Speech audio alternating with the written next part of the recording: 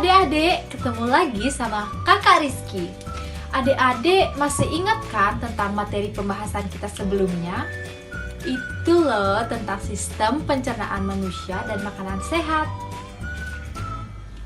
Nah, kali ini kakak akan membahas tentang sistem peredaran darah pada manusia. Adik-adik, kalian ingat kan kalau proses pencernaan makanan itu menghasilkan sari-sari makanan. Nah, sari-sari makanan tersebut akan diedarkan ke seluruh tubuh kita untuk dimanfaatkan. Kalian tahu nggak bagian tubuh yang mana yang digunakan untuk mengedarkan sari-sari makanan tersebut? Yap, jawabannya adalah darah. Selain bertugas untuk mengangkut dan mengedarkan sari-sari makanan ke seluruh tubuh, darah juga mempunyai fungsi yang lainnya loh adik-adik, yaitu untuk mengedarkan oksigen dan karbon dioksida hasil pernapasan ke seluruh tubuh. Adik-adik, aliran atau peredaran darah di dalam tubuh manusia terjadi melalui organ peredaran darah loh. Kalian tahu nggak apa saja organ peredaran darah tersebut? Yap, jawabannya adalah jantung dan pembuluh darah. Jantung adalah organ tubuh yang berfungsi untuk memompa darah ke seluruh tubuh. Jantung kita terletak di dalam rongga dada, agak sebelah kiri adik-adik. Kalian tahu nggak seberapa besar jantung kita? Jantung itu besarnya sebesar kepalan tangan kita. Perlu kalian ketahui, jantung kita memiliki 4 ruang. Yang pertama ada serambi kiri, serambi kanan, bilik kiri, dan bilik kanan. Sebagai alat pemompa darah, jantung memiliki otot-otot yang sangat kuat loh adik-adik. Nah, otot bilik lebih tebal daripada otot serambi karena otot bilik memompa darah keluar dari jantung untuk diedarkan seluruh tubuh. Oh iya, di antara serambi dan bilik, jantung ada pemisah loh adik-adik, berupa pintu turun yang disebut dengan katup jantung. Katup-katup itu akan membuka dan menutup seirama dengan denyutan jantung kita. Adik-adik, berdasarkan aliran darahnya, pembuluh jantung dapat dibedakan menjadi 2 loh. Apa saja ya? Yaitu pembuluh nadi atau arteri dan pembuluh balik atau vena. Adik-adik, pembuluh nadi adalah pembuluh yang mengalirkan darah keluar dari jantung. Nah, pembuluh nadi yang terbesar itu disebut dengan aorta. Kalau pembuluh balik adalah pembuluh yang mengalirkan darah masuk ke dalam jantung adik-adik.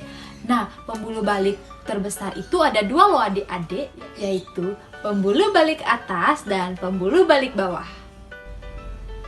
Adik-adik tahu nggak?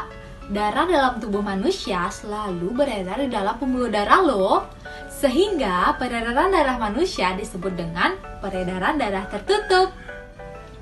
Peredaran darah pada manusia dapat dibagi menjadi 2 loh adik-adik, yaitu yang pertama peredaran darah besar dan peredaran darah kecil. Kira-kira bagaimana ya prosesnya? Nah adik-adik, sekarang kakak akan menjelaskan bagaimana sih prosesnya dari sistem peredaran darah besar dan sistem peredaran darah kecil. Sebelumnya kakak akan menjelaskan bagian-bagian dari jantung. Seperti yang kakak jelaskan tadi, jantung itu terdiri dari 4 ruang, yaitu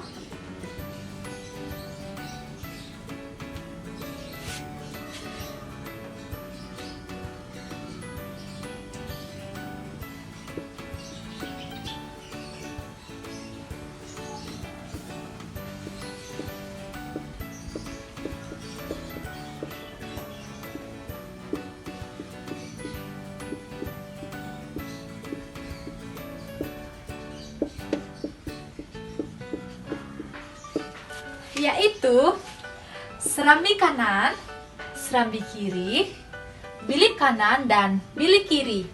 Nah, bagaimana sih sistemnya? Kakak akan menggambar dulu ya adik-adik.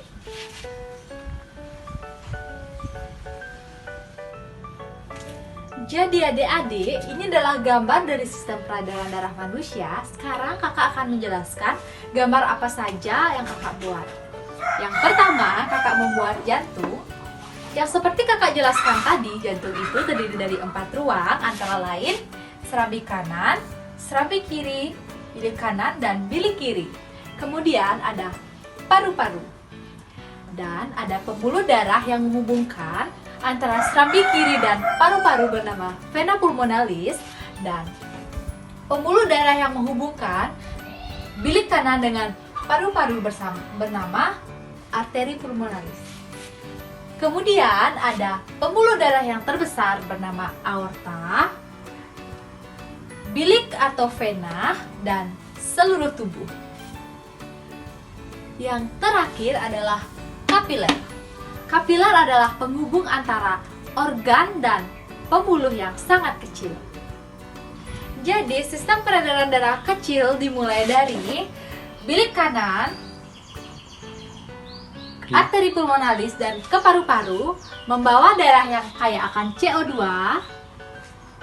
Kemudian, disaring di paru-paru.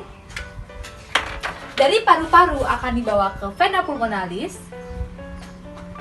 darah yang kaya O2.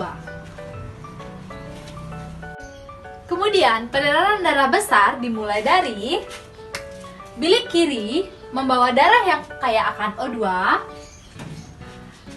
ke aorta, kemudian ke seluruh tubuh. Dari seluruh tubuh, darah berubah menjadi mengandung CO2, dibawa ke bilik atau vena, ke serambi kanan.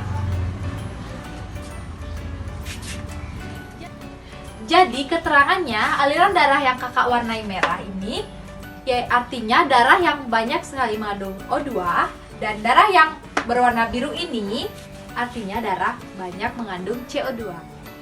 Kakak ulangi kembali adik-adik.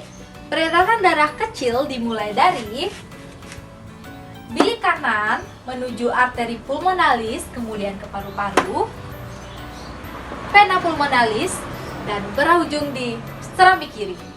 Kemudian peredaran darah besar dimulai dari bilik kiri menuju aorta, seluruh tubuh, bilik atau vena, dan terakhir di serambi kanan.